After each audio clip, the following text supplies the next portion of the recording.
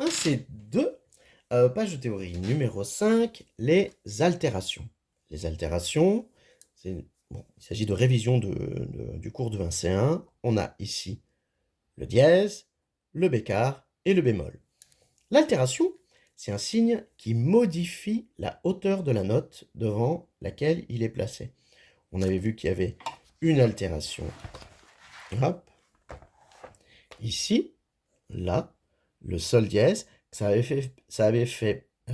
permis en fait de monter le sol dièse d'un demi-ton de manière à ce que il n'y ait qu'un demi-ton entre la note 7 et la note 8 dans la mineure.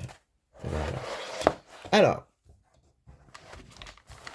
le dièse, qui ressemble à une petite échelle, il permet de monter. Il élève la note d'un demi-ton, il rend la note plus aiguë. Ici, on a sol et sol dièse. Sol, la note qui est juste au-dessus, sol dièse. Le bémol, ici, le bémol, ça tombe ici. Le bémol, c'est comme si c'est l'échelle pour aller chercher les pommes dans le pommier, et là, c'est la pomme qui tombe, pof, elle tombe par terre. Donc, le bémol abaisse la note d'un demi-ton, il rend la note plus grave. Ici, on a mi et mi bémol. On regarde ce que ça fait sur le clavier.